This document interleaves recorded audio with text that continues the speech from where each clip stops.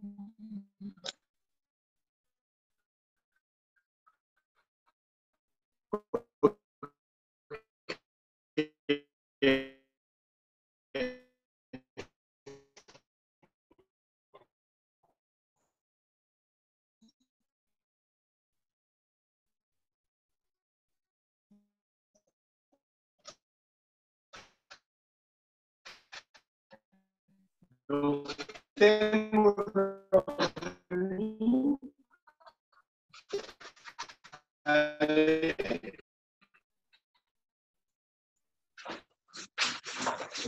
en plus, vous me prenez au dépourvu. Donc, on va faire. Voilà. Et revêtement. Très important à. Maintenant, tous les revêtements, il y en a globalement 4 en tout, ou 5. Premier, kaoline. Deuxième, Catherine. Troisième, FAC. Quatrième, COP 1. Et cinquième, COP 2. 4, 5, c'est la même chose. On les retrouve dans beaucoup de schémas et on va essayer de manière, je l'espère le plus complet possible, les voir dans tous les schémas en question. Mais chacun des revêtements, ce qui est important aussi à saisir, c'est que il y a la part où il peut y avoir une endocytose avec les revêtements. Il peut y avoir aussi l'exocytose avec les revêtements. C'est-à-dire, en gros, globalement, lorsque vous avez endocytose, il faut savoir à quel revêtement c'est endocyté, le matériel, le récepteur. Et deuxième chose, quand c'est exocyté, il faut savoir à quel type de revêtement c'est exocyté. Donc là, par exemple, vous allez aller dans la figure 28 du chapitre 2. Figure 28 du chapitre 2. Dans la figure 28 du chapitre 2, on parle de l'endocytose. Alors, quand il y a une endocytose, il peut y avoir plusieurs cas de figure, soit avec revêtement, soit sans revêtement. Il existe, il faut avoir dans la tête aussi, qu'il existe des endocytoses sans la présence du revêtement. Et là, dans cette endocytose-là, on a soit Catherine ici, soit cavéoline. Bon. Ce qui est très important, c'est la nature de ces protéines-là. Rappelez-moi, la cavéoline, c'est une protéine qui appartient au système endomembranaire, une protéine en épingle à cheveux, donc en gros qui va faire un revêtement permanent. Donc c'est une protéine intégrale, qu'on appelle une protéine intégrale. Et la clatrine, elle, donc en gros, juste pour la cavéoline, pour enlever le revêtement, il va falloir aller beaucoup plus fort. Okay, et donc là, on déduit qu'il n'y a pas de déshabillage pour un revêtement de cavéoline. Okay, parce qu'elle est vraiment ancrée.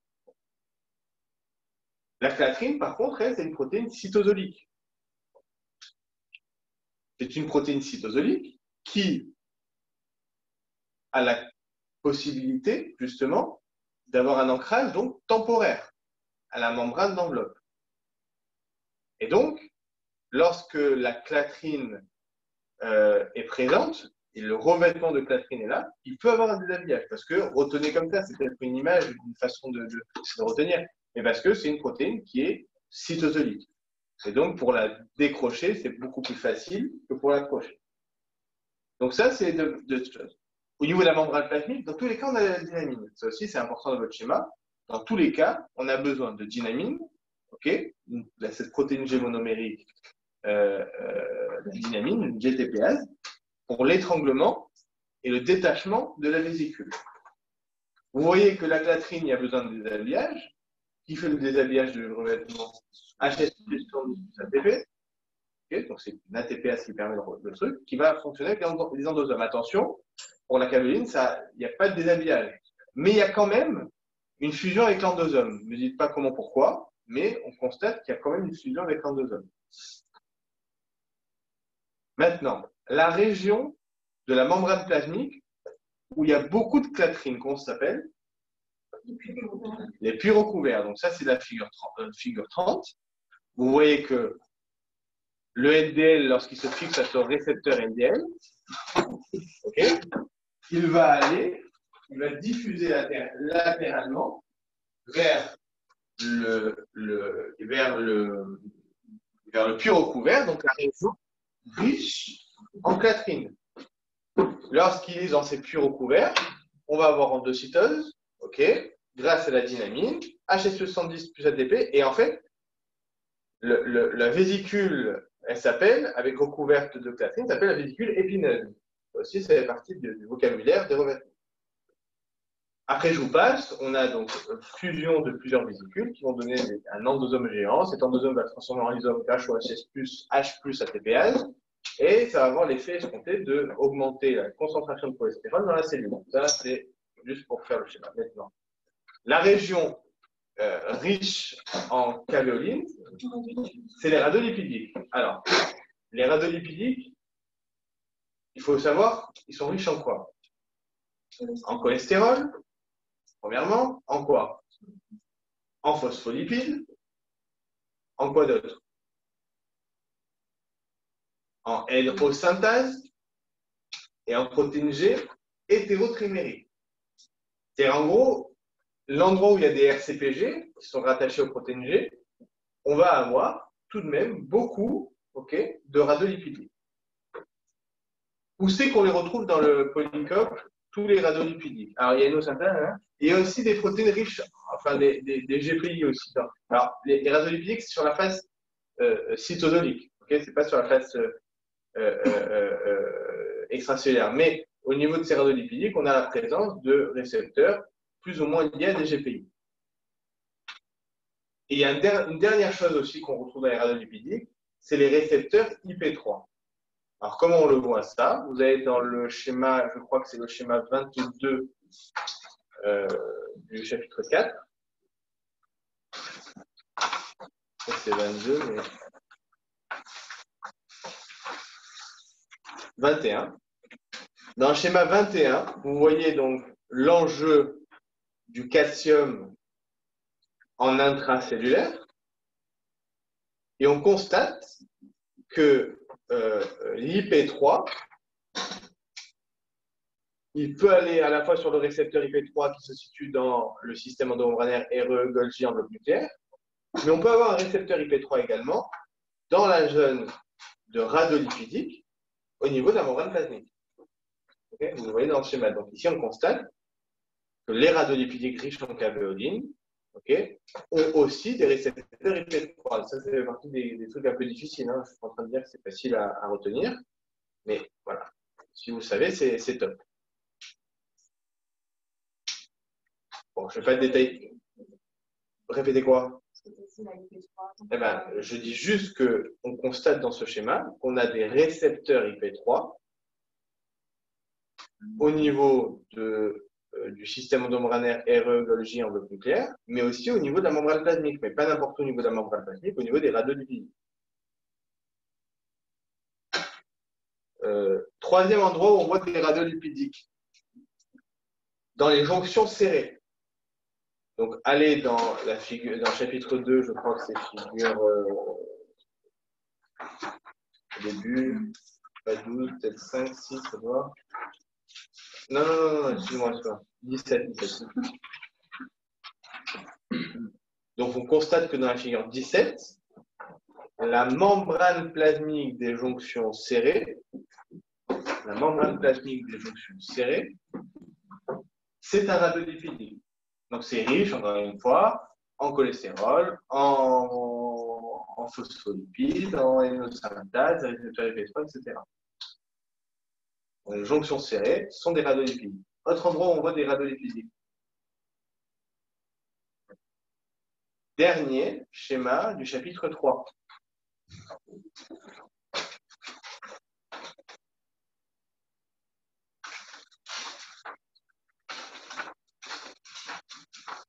Donc, dans le dernier schéma du chapitre 3, enfin pas dernier, dans la figure 13, excusez-moi, on parle de l'apocrinie. Et l'apocrinie, c'est le système de sortie du virus, okay, de la cellule. Donc, il a infecté sa cellule, maintenant pour sortir, il utilise deux étapes. Première étape, il va envoyer ses glycoprotéines virales avec un signal d'adressage en cytosolique et donc et la glycoprotéine qui est sucrée sur son domaine extracellulaire a un domaine transmembranaire. Juste, je décris juste le schéma. Mais il envoie ces glycoprotéines, pas n'importe où, vers des régions riches en cavéoline, donc les radiolipidiques, qui va former un espèce de coussin au niveau de la membrane plasmique pour accueillir la deuxième phase, la deuxième étape, qui est donc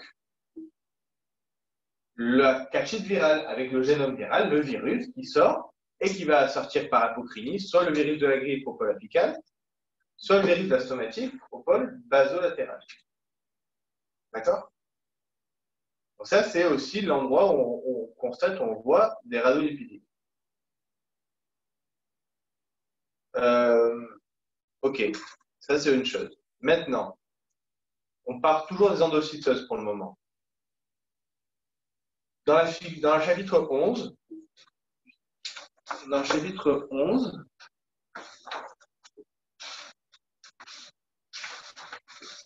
il y a un principe.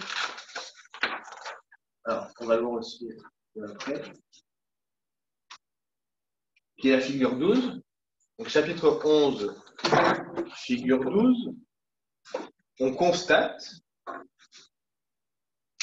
qu'il y a un principe lorsqu'on parle d'un récepteur tyrosine kinase. Le récepteur tyrosine kinase, c'est un récepteur à un domaine transmembranaire. C'est une glycoprotéine, là aussi, ça fait partie des informations importantes du chapitre 11 où on dit qu'elles sont sucrées sur le domaine extracellulaire. Et leur particularité à ces récepteurs tyrosine kinase, c'est qu'elles ont un domaine, de phosphorylation sur leur domaine intracellulaire. Et donc, sur ce site de phosphorylation, lorsque le ligand qui arrive en dimère va se fixer, le récepteur va s'auto-phosphoryler et chaque fois va transmettre son signal et va sortir va descendre par endocytose. Donc ça, c'est le truc classique. C'est pas souvent quand on fait une endocytose, c'est quand on n'a plus besoin de la chose ou qu'elle est vouée à être détruite puisqu'on va dans l'endosome, etc. Ici, c'est dans son mode de fonctionnement. Ligand, récepteur, autophosphorylation, endocytose. Et là, ce qui est intéressant, puisqu'on est dans les revêtements, c'est que l'endocytose ici se fait grâce à une vésicule de Clathrin. Ok? C'est pas de cavéoline. Donc pareil, si vous allez à la figure 27 du chapitre 11, pour un RCPG, voilà, lorsque le RCPG se fait phosphoryler, il va être reconnu par une arrestine, et là, du coup, il va la détruire, et va provoquer son endocytose. Son endocytose est faite aussi avec une vésicule de Clathrin. Pareil, on imagine qu'il peut y avoir une dynamine à ce niveau-là, qui va aider à l'endocytose. D'accord? Donc là aussi, ça va permettre de faire l'endocytose du récepteur. Ici, pour la destruction, et le récepteur tyrosine kinase pour la fonction. Et ça, vous le voyez bien donc, dans la figure 15, du chapitre 11 aussi. Donc là, encore une fois, hein, on vous les montre pas les différents revêtements, mais ici, il y a la clatrine, et je crois que c'est marqué en dessous. Vous voyez, Elie, lis-moi ce qu'il y a en dessous, la clatrine. Non, tout en dessous.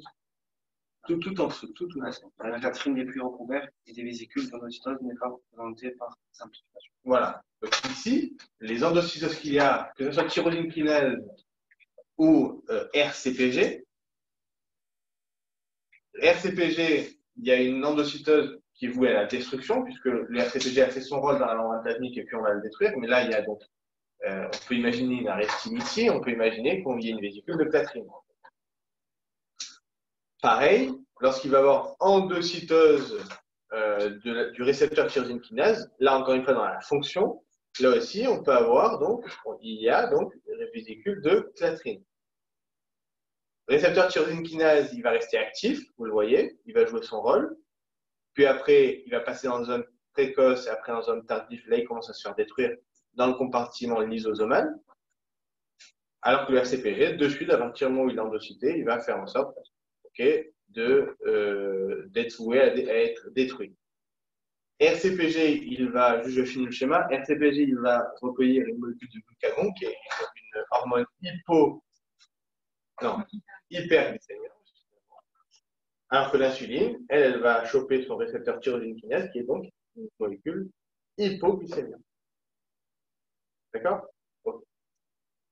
Maintenant, comment se forme un revêtement?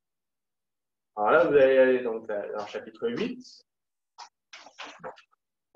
figure 27. Donc là, c'est des schémas capitaux. Hein. Figure 27 du chapitre 8, on vous montre. Alors non, avant d'aller dans la figure 27 du chapitre 8, pour finir ce qu'on vient de voir, vous allez dans le chapitre 4, figure 3. Chapitre 4, figure 3. Là, c'est un schéma souvent qu'on voit en passant comme ça, on ne comprend pas vraiment ce qu'il veut dire, mais c'est exactement ce que je viens de dire à l'instant.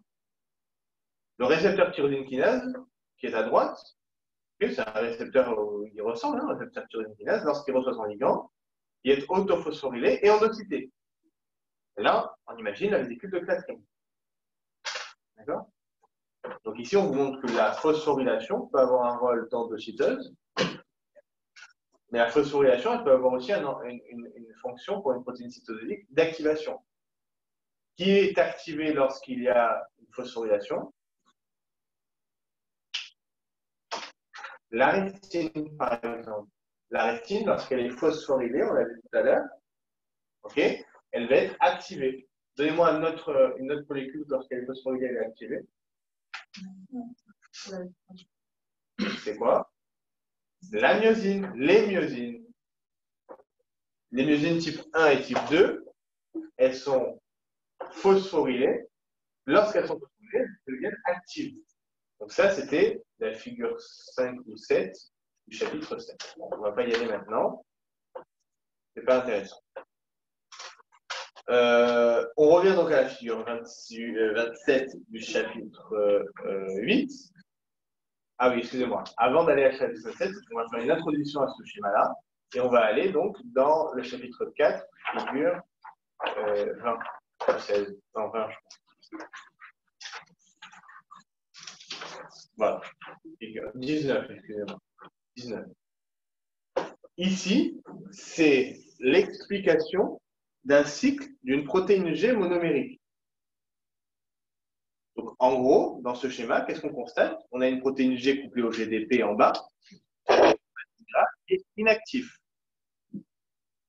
Qu'est-ce que ça veut dire? Ça veut dire que cette protéine G en question, elle ne joue pas son rôle. Lorsqu'elle va être activée par un échange par jet, par exemple, elle va s'accrocher à la membrane. Ici, c'est une membrane d'enveloppe, et on va expliquer pourquoi. Va jouer son rôle. Et ici, on est dans l'exemple d'une protéine G qui s'appelle ARF. Donnez-moi la définition de la protéine G ARF, justement. Hein? Exactement. C'est la protéine G qui va s'occuper de recruter pour faire un revêtement au niveau d'une vésicule, de la compartiment. Donc, et donc c'est pour ça qu'ici, en gros, ouais, on pourrait avoir une protéine G ARF. On pourrait avoir une protéine G ARF vers la membrane plasmique également pour la clatrine. Mais a priori, de ce qu'on voit dans les schémas, la protéine G ARF, c'est que pour les vésicules de quatomère, on va le voir dessus, ou bien les vésicules de clatrine. Cavéoline, a priori, il n'y a pas d'exemple pour ça qui nous est donné. On continue le schéma. Lorsqu'on a joué son rôle, il va y avoir GAP qui va permettre l'hydrolyse du GTP. Et donc, la protéine G ARF va revenir à son état initial, c'est-à-dire inactive. Ici, son effet, ça va être un bourgeonnement de vésicules, en tout cas, la constitution d'un revêtement. Si je faisais la même chose en prenant protéine G monomérique Rho, je ferais exactement la même chose, même schéma. Activation, mais au lieu de mettre ici effet biologique bourgeonnement, je mettrais détachement de la vésicule. Rôle de protéine G en Rho. Et aussi, on fera un thème sur toutes les protéines G. Donc maintenant, allez, enfin, on va aller à la figure 27 du chapitre 8. Très important le texte qui est en dessous, hein. Chaque fois vous devez le lire. Hein. Et on va prendre un exemple. Donc on va commencer en bas à gauche du schéma. la figure 27 du chapitre 8. Et donc, on constate qu'on a la protéine G ARF qui est couplée au GDP. Alors, faites attention, le rond avec marqué GDP à l'intérieur, ça regroupe protéine GRF plus GDP. Ce n'est pas le GDP tout seul. Protéine GRF plus GDP. Lorsqu'il va y avoir Jeff qui va activer de la RP1, ça va activer notre protéine GRF qui va être couplée au GTP, qui va s'accrocher au compartiment donneur, qui va recruter, comme l'a dit Juliette, qui va recruter les vésicules de quatomère. Ici, COP1, COP2, peu importe, c'est la même chose. Et lorsqu'il recrute beaucoup, faites attention, la protéine G, elle fait partie du revêtement. Donc, en gros, dans le revêtement, il y a protéine G, COP, protéine G, COP, protéine G, COP, pour faire le revêtement. Donc, la protéine G fait partie entièrement du revêtement. Lorsqu'il y a donc bourgeonnement de la vésicule, il n'y a pas ici, attention, de dynamine, faites attention, on n'a pas besoin ici.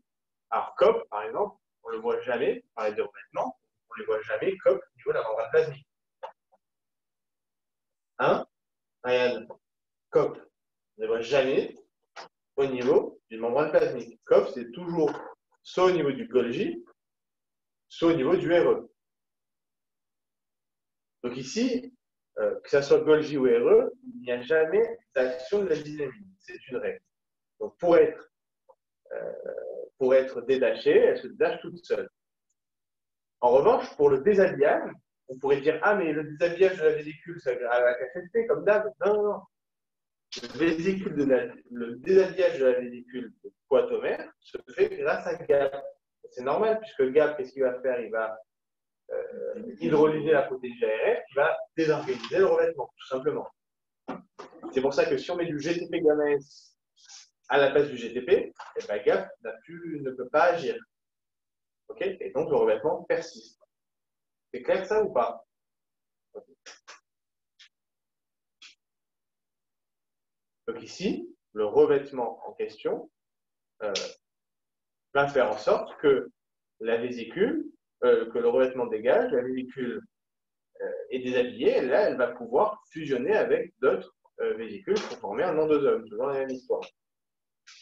Et faites attention, à droite de figure 28, la vésicule de Clathrin, elle marche de la même manière, protéine GRF, couplée au GDP, qui va être activée par Jeff, mais elle, et qui va permettre le recrutement des protéines de Clathrin. Mais la seule différence, c'est qu'au niveau de la Clathrin, la protéine GRF ne fait pas partie du revêtement. Il vient juste pour recruter. D'accord? En revanche, pour la Clathrin, et ça de manière générale, que ce soit au niveau de la membrane plasmique ou que ce soit au niveau d'une vésicule, un compartiment du système endomembranaire, il y a toujours action de la dynamine. C'est la grosse différence aussi avec le quatomère. Donc, activation de la dynamine et déshabillage avec HSP70 plus ATP. Donc, ici, il n'y a pas de gap. C'est HSP70 plus ATP qui va s'occuper du déshabillage de la vésicule. Pareil, l'objectif, c'est que la vésicule soit déshabillée, qu'elle puisse fusionner avec d'autres vésicules pour former donc les endosomes et donc après les lysosomes. OK? OK. Maintenant, on va rester dans le chapitre 8. On va aller dans la figure 18.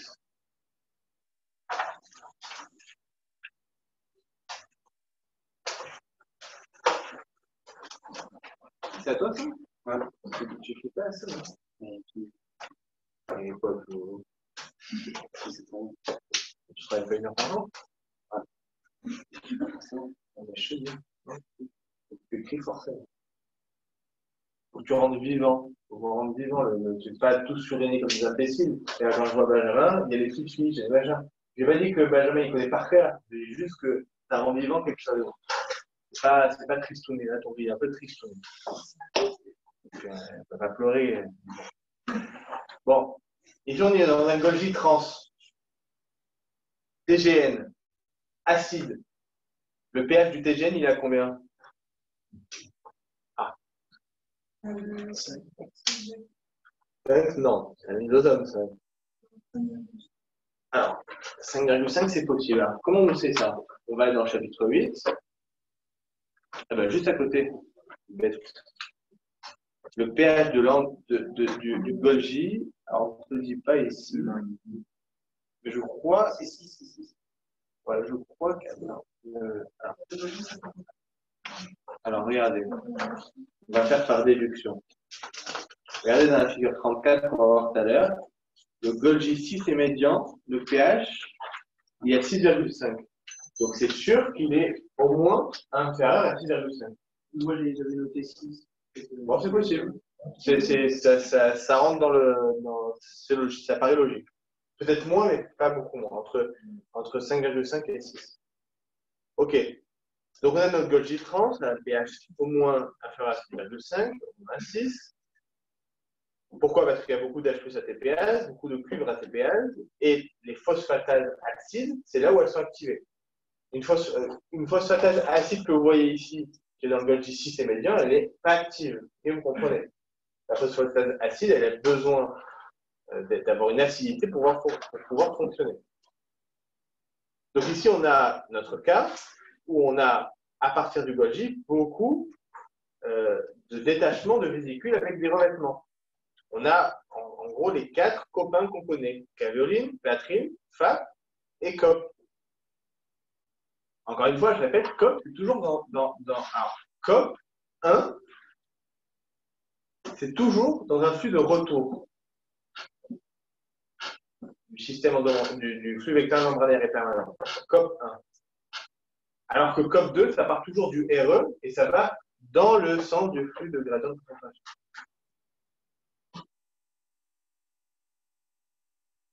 OK? Donc, COP 1, ici, on va prendre par le haut. COP 1, il va dans le flux inverse. Pareil, pas de dynamine.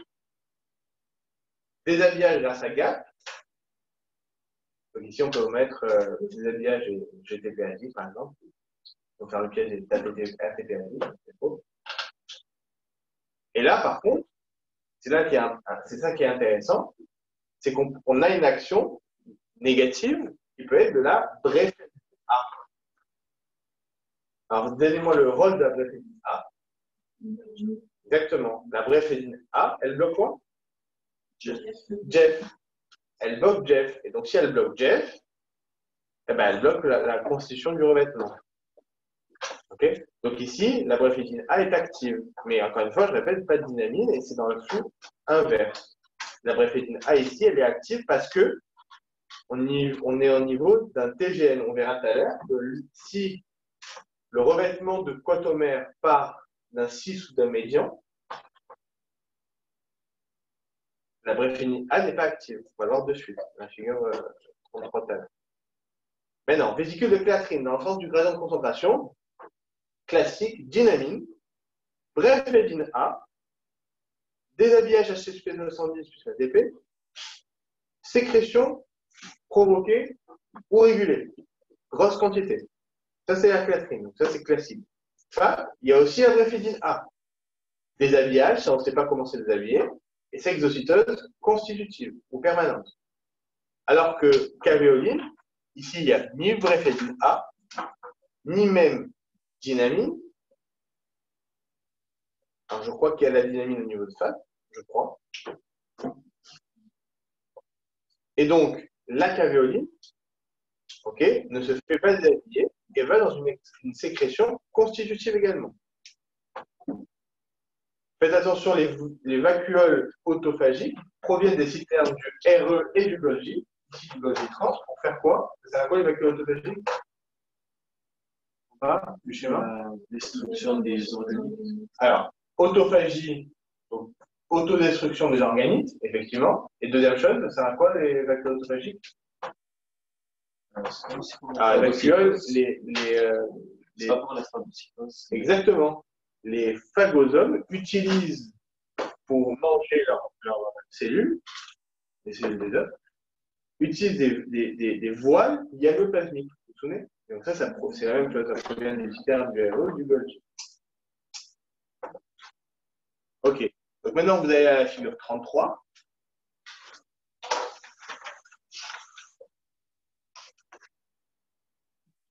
Donc comme je vous le dis à l'instant, l'insensibilité à la bréphédine A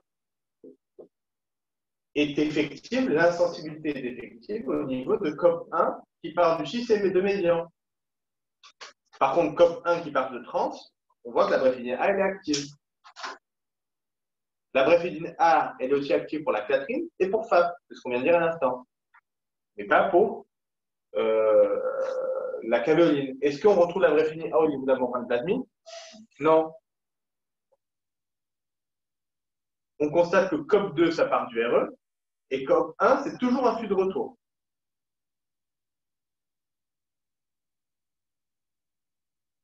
Et l'insensibilité à la bréphédine A, c'est soit COP1, 6 médian, soit COP1 ergique, soit même, et là la flèche elle n'est pas mise, je l'ai dit de 20 fois diamètre, COP2 à partir du RE. D'accord? Donc l'insensibilité à la bréphédine A, aussi effective sur COP2 à partir du RE. C'est clair ça pour tout le monde?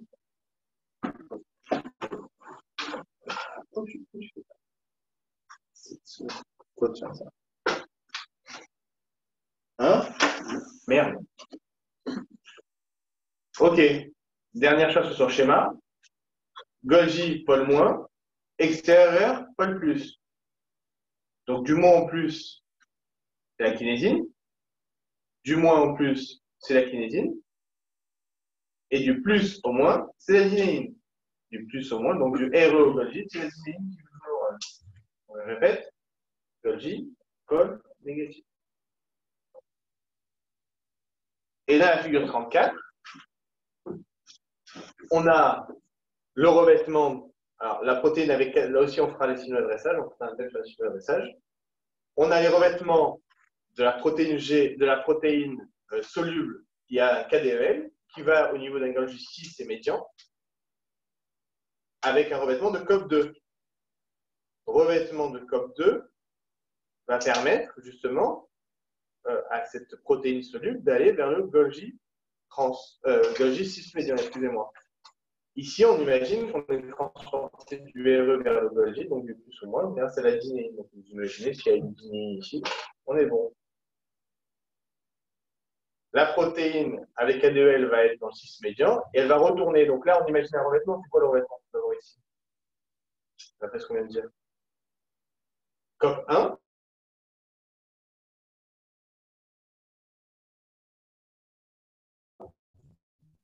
Est-ce que la protéine A est active à ce niveau-là?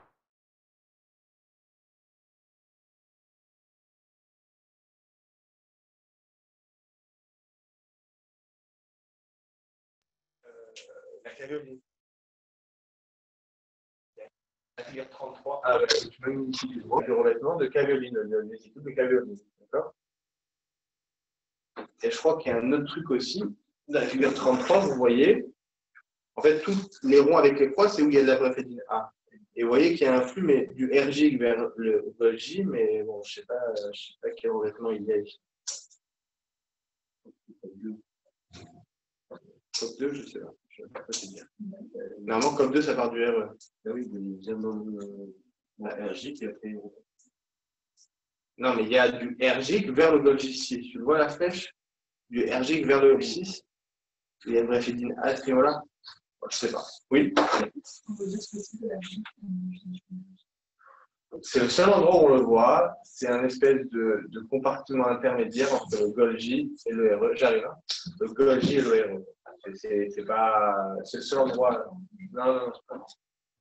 Je veux juste savoir qu'il est dans ce schéma-là. Quoi? Elle inhibe Jeff. Et si elle inhibe Jeff, elle inhibe la protéine G. Et si elle inhibe la protéine G, elle empêche le revêtement de se former. Alors, est-ce qu'il y a d'autres choses sur les revêtements? Je ne crois pas. Ah oui, dernière chose sur le revêtement, figure 22. Bon, ça, c'est le signal d'adressage qu'on verra la prochaine fois. Lorsqu'on a une protéine soluble, il y a un signal d'adressage au lysosome qui s'appelle le mannose 6-phosphate. Lorsqu'elle est adressée vers le lysosome, elle est part du Golgi, ici PGN, avec une vésicule de Clathrin. Okay. Donc, tout ce schéma-là, il n'y a que des vésicules de Clathrin. Donc ici, on imagine. Donc bien sûr, on peut poser des questions. Hein. Bréphédine A, oui. Dynamine, oui. HF70 plus ATP, ça enlève, oui. Est-ce que ce qui enlève ces gaps, non, c'est faux. Voilà. C'est tous les éléments qu'il faut savoir. OK. Donc essayez, ça ne m'embête pas. Hein. Vous m'envoyez même moi, vu que. Est-ce que le mercredi, ça vous va comme. C'est bien, non? Comme quand les autres ne sont pas venus. Je sais que c'est parce que j'enregistre. Alors, les gens qui écoutent, parce qu'ils pensent que c'est pas bien de venir, allez vous faire voir et j'enregistre pour vous. Voilà. OK? Allez.